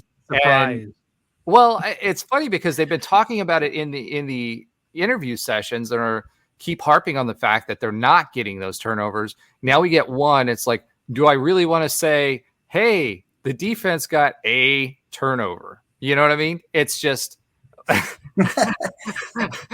my God, this is so perfect. If you guys aren't watching on YouTube, you absolutely should be. Nobra has come up with a new thing that is amazing. And I don't know if we can expand on that. Maybe has different things that he does during the middle of the show. It's but so much better that it's only like half a second. It's like, where's Waldo? You have to like find you never know where he's gonna pop out, right? It's gonna be like Lee Corso's headgear or something. I mean, I don't know. We could call it Nobra's hair gear because it has to wrap around his hair for him to be able to wear it. But anyway, that being said, yeah, not too excited about the one turnover, but I hope we get more. So, and I'm not necessarily sure if that's all the offense being great and maybe the defense getting to the point where they can get those. You kind of want it somewhere in the middle. Like, I wouldn't be happy if it was like, oh, they got 7 turnovers. Snap. Oh, snap. The offense stinks. Or if they get 0, then it's kind of like, okay. I think it's kind of like in fantasy when you have you have 2 teams and you have the player and you're going against him. You kind of want like 10 points. It's like he did all right, but he didn't ball out. It's kind of the same thing here because I wouldn't be really too enthused if we saw, well, the defense was just crushing the offense and getting turnover after turnover. That wouldn't be too enthusiastic either. Yeah, I mean, I agree with you on that, but at the same time, it's like it's been so much of a focus that, we get to this point in camp and we're like, they got 1. You know what I mean? Concerning too is that aren't they playing the 3rd string quarterback? It's not like they're playing against KJ. So Alan, I just cleaned that comment up for you on the banner.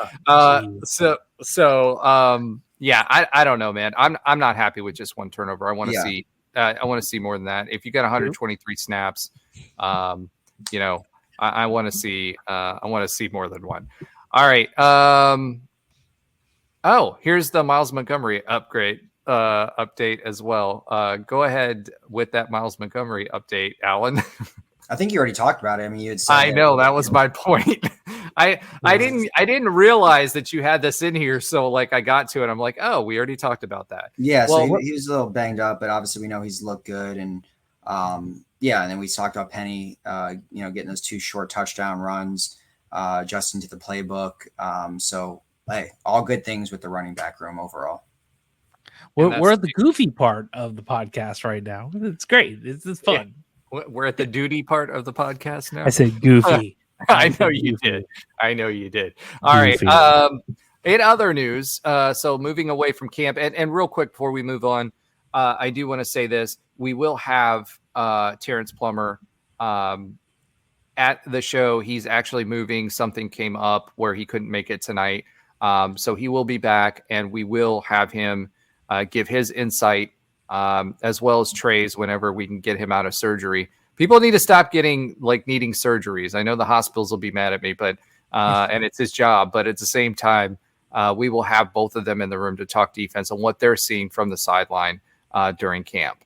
So excited about that. Preseason honors. Let's talk a little bit about that. More glitter and gold being given to our Knights. Lee Hunter makes third list. Makes his third list. The Chuck Bednarik watch list.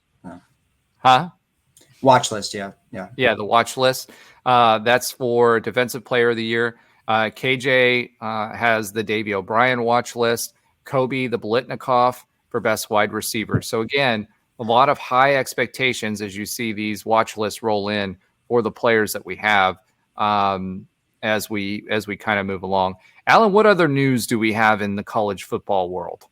Yeah, so the AP Top 25 was released today, and 5 Big 12s. Hey, it doesn't matter that we lost Oklahoma and Texas. We still got 5 teams that made the Big 12. We have the highest ranked, which is Utah, coming in at number 12. And as you know, they are on our schedule this year. Then we have number 17, Oklahoma State, number 18, Kansas State. And those 3 are widely, in every kind of Vegas odds, all that, those are widely projected as the top 3 teams. So really no surprise that they're the highest ranked. And you have number 21, Arizona, who is another opponent of UCF this year. So at the very least, we have 2 preseason ranked opponents that we will be playing this year. And then rounding out that 5 is number 22, Kansas. Then we did have a few teams that were in the, others receiving votes column, which would be Iowa State with 33 votes. That would effectively put them at number 30. And as we know, we play them on the road this year. Then West Virginia, they would be with 17 votes would be at roughly like number 33. And we also play them on the road this year. And then Colorado, I guess, got some sort of sympathy, 1 vote, which it wasn't sympathy. It was Coach Prime voting for himself. Yeah. Well, it's AP, so this isn't him. That's the I get that, but he pretended to be an AP voter. Yeah, I agree. And voted for himself. Yeah, there's no reason they should be on there, but we do nonetheless play them as well. So we're looking at, when you total it, 8 teams that are either ranked or pretty close to being in that top 25. So good to see 5 Big 12 schools in there, 1 in the top 15. And, it means you could have a scenario where 5, 6, 7 finish the season ranked. There's a lot of good teams this year. And I guess fortunately UCF does avoid, 3 out of those 5 ranked teams, but we do have Utah and Arizona, which is, those are going to be tough games. Yeah, well, West Virginia is going to be a tough game too because we're playing at West Virginia. So, they're going to try to fumigate us out of their stadium with their burning couches and polyester Supreme. But that being said, the one thing that struck me as you kind of were going through that list was how many of those teams were close in ranking, right? So even when you were talking about West Virginia, right, it was number 33 and number 34. Based on the number of votes that were there. So there's clearly going to be some groupings and some bunchings here within the conference, but still, I think anybody within the top 10 within the conference is going to have a chance, right? Yeah. I do find it interesting. I think OSU this year having Ollie Gordon, I think they're getting a little bit of an Ollie Gordon bump because I think Kansas State is the better team. That being said, OSU did have some wide receiver injuries last year that hampered them a little bit. I think their biggest challenge is going to be going into the season is their quarterback position. They have an average quarterback who can keep the machinery going. But if they end up like they did last year and going all run heavy, I think there's going to be more teams that are going to be able to stop them consistently in spite of Ollie Gordon being such a good running back. And the good running back that he is because they've been pretty one-dimensional. That being said, I think K-State, we all saw a taste of their quarterback last year at the end of our game. He's real good. So I think K-State's going to challenge again. They're consistently good. They have good depth. They have good fundamentals, and they're just a solid team. And if you add a quarterback like that, it can really make them special. So that will be really, really, really interesting. Coaches poll, UCF did get 4 votes. AP poll, we did not, which is kind of interesting that we didn't get not one single vote. Considering all the AP voters out there calling UCF the dark horse, how can you be the dark horse when you don't even give them 1 vote? So put your money where your mouth is, AP voters. Yes, I'm calling you out. I think that will change very quickly. And honestly, if you look at UCF's schedule, 2 games early, you've got that TCU game. If we win the TCU game and we go into the Florida game at undefeated, I think that's a statement game. We could, a very small chance, but there is a chance we could go into that Florida game ranked. I don't think Florida will be. But if we beat Florida at the Swamp, I definitely think we'll be ranked after that. So it'll be really, really interesting to see what happens with the rest of college football. Interestingly, I think Texas was ranked number 3 or 4 in that. So we'll see how they fare in the SEC as they play that schedule. We have a few Olympians that we kind of wanted to talk about. So, Alan? Yeah, so the Big 12, unfortunately, it was by far the least of the power conferences, but we did send 27 athletes to Paris for the Olympics. And, they fared pretty well, 27. And specific to UCF, we had 5 Olympians go to UCF. We had just actually only one from the U.S., which was a rugby player by the name of Malachi Esdale. He was on the U.S. rugby team. Then we had a German soccer player named Sarah Linder. And then we had 2 rowing. One was on Denmark, one was on Lithuania.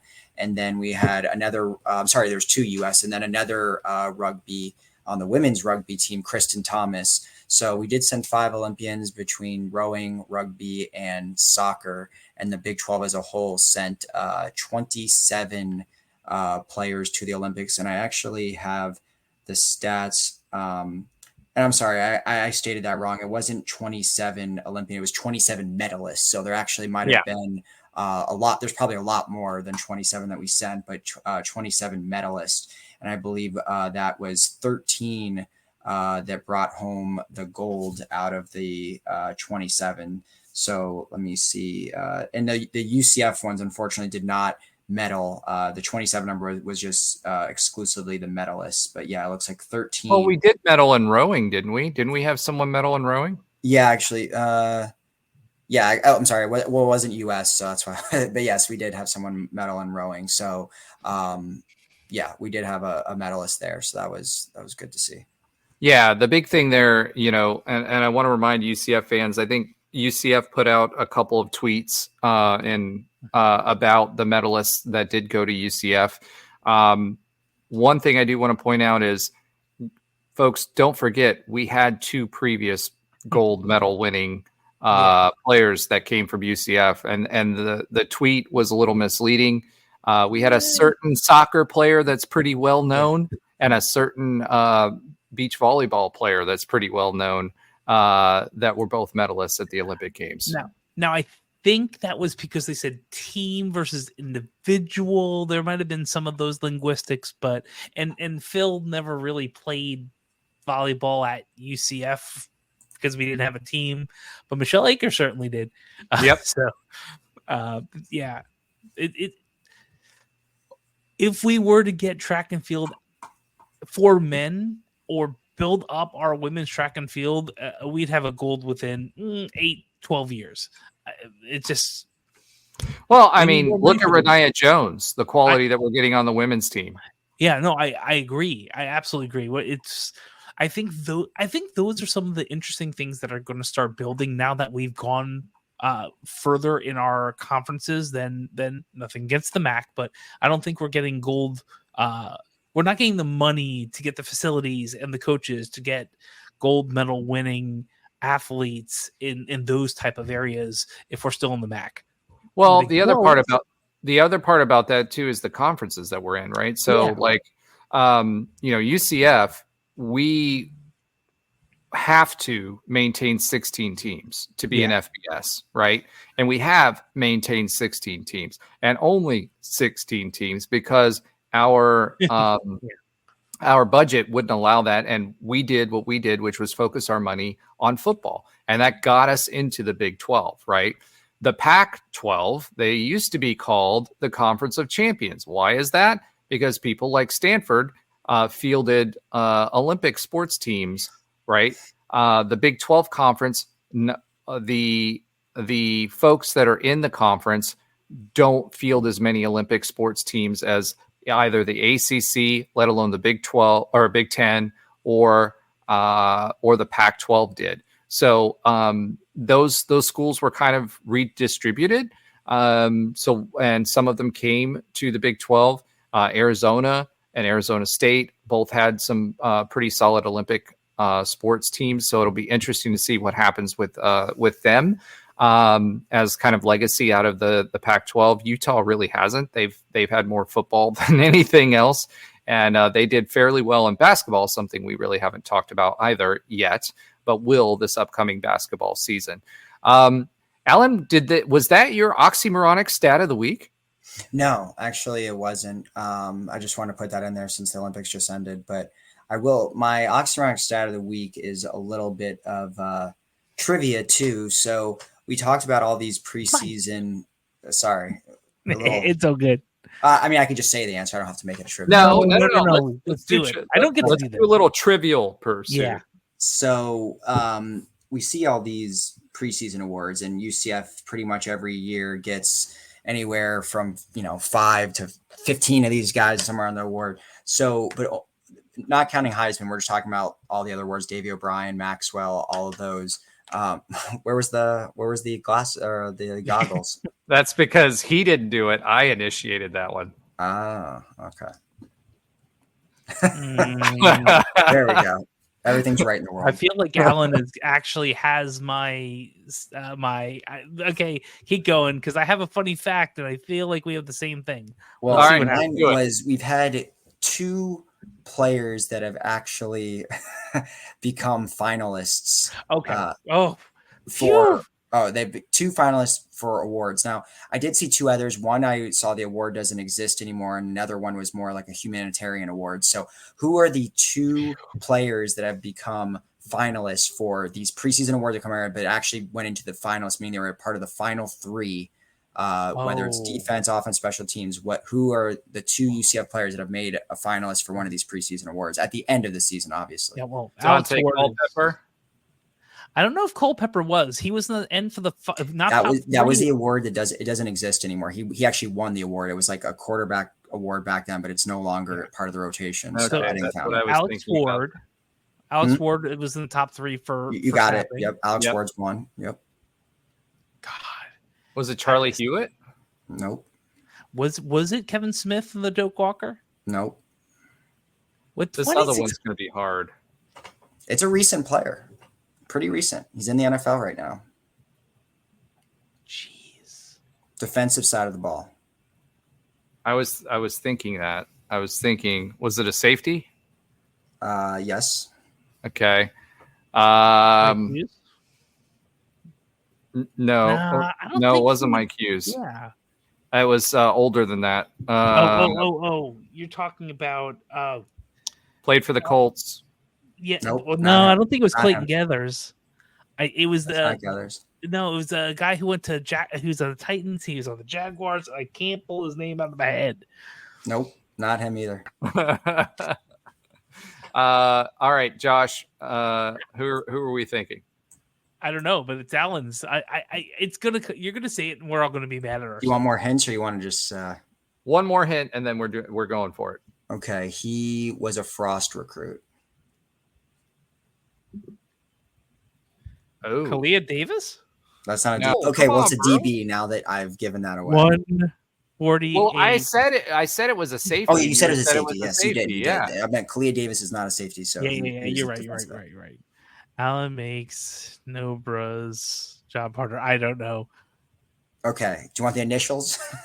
Yes. No. RG. Robert Griffin III. No. You know what's funny? That's the first thing I thought too. Well, yeah, because you hear RG, right? RG3, but God. Oh my gosh, RG3 this week. I thought he was good. I think he murdered himself on Twitter. Oh, I saw that. I don't know if you guys saw that this week. He's on the Falcons right now. Oh, why can't I think of his name? Grant. Yes. Richie Grant. Yes. Richie Grant. Yeah. Yes, he was a finalist for the Jim Thorpe Award, which is the best DB in the country. I was thinking Richie Grant. That's the funny thing, but I couldn't think of his name for some reason. He needs to get paid. He'll get paid. I think he'll get paid. Like paid. Hopefully. Yeah, he 100% should. He's really good. All right. So Alan half stumped us this week. Let's go ahead and move on to Josh's sometimes funny fact of the week. So this is Alan and I do these things separately, so we're getting in the same vein. So college football preseason awards have started, as we all know, we've talked about. UCF has actually won 2 postseason awards in their history. Which years and which awards did someone from UCF win? I'm gonna guess Culpepper again, right? Or no? No. He didn't win. It's an award, like one of these preseason awards. It is an award you would know. Shaquem Griffin. No. Well, I mean, there was an ESPY won by a certain receiver that we had on the 2013 team, if you're referencing that. No. The catch. No. I'll make it a little easier for you. It wasn't a student athlete.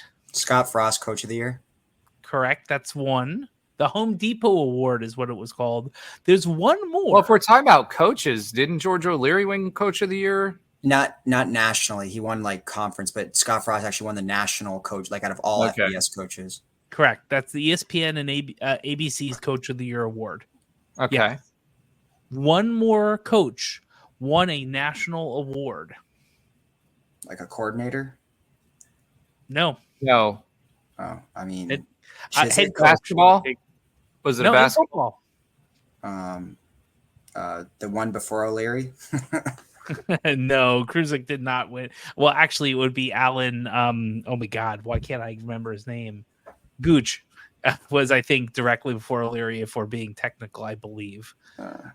I'll give it to you. This one is a little harder. Was kicked out because of a cell phone issue. Oh. The people in the cars are going to be screaming this. Yes, I'm screaming at myself right now. Oh my gosh. And which was unfortunate. It wasn't Mike Krusha. It wasn't Mike Krusha. No, it wasn't Kruzik. What years was this? It was 1990. Yeah, I was gonna say because the FBI was involved and there was a whole bunch of stuff that was going on with that. I think it was 95, 96. I'll give it to you. And it was Gene McDowell. Gene McDowell, that's right. Gene McDowell won the Eddie Robinson Award for the FBS Coach of the Year. That was done by the SID. I cannot believe it's obviously late, guys. We're recording at 11:33 at night, and I could not remember Gene McDowell's name. I'm screaming at myself right now. All of you that are throwing your phones at the inside of your cars, I apologize. Your treadmills. Yeah. Your Apple CarPlay is not going to work for a week, and it's my fault, and I'm sorry. I looked back. I shouldn't be surprised. I mean, we're 10-4 and went pretty deep in the playoffs. I did not know that before researching it. I looked at that and I went, huh? And I looked at it 3 different places. Yep. He did win that. So those are the only 2 awards in that whole award season. We had finalists, but those are only 2 awards someone from UCF ever won. Of the major things you've heard of. And that's crazy. Gene passed away fighting leukemia, actually in 2021. Yeah, pretty recent. Yeah, and I remember when that happened, and that was a big deal for UCF. And with everything that happened with him, it was tough because he did end up coming around the program a little bit more later on in his life, but for a long time he was not allowed to be part of the program because of what happened during that time frame. And that was tough because he gave a lot to UCF, and he was a very successful coach here at UCF. So shout out to Gene McDowell for that. Okay, guys, as you may remember from last football season, we have a few more segments that we typically do that are a little bit different that some of you that are newer listeners have not heard, but we will get back into coming up this season. We also have someone that we're talking to that's a very generous UCF fan who's a fan of ours who may be presenting us with some opportunities to give back to you. So stay tuned. Stay tuned for that. That's coming down the pipeline. I'm excited to give you guys share some more details. I had Great meeting this weekend, and excited for that as well. Alan, there's no quick update on other UCF sports. Gosh, yes, there is. Watch. What? What? We've had soccer games already. We're in the exhibition. Well, time. that's true. We just had a soccer game. Oh, I didn't realize. Yeah, I didn't put that in the notes. All right. It was Miami this weekend, right? The women's soccer. Miami last weekend. Roger, if you'd like to know, I'd love to do the segment. Fine, Josh. You're off banned for cursing on the show. So go ahead. Okay. And let's go ahead. I guess I teed up that segment without knowing it. Josh, let's do a quick update on other UCF sports that Alan does not watch and I clearly forgot about. So go ahead. It's okay. This is what happens when I do the show notes. So the UCF women's soccer team has completed exhibition versus Miami this previous weekend.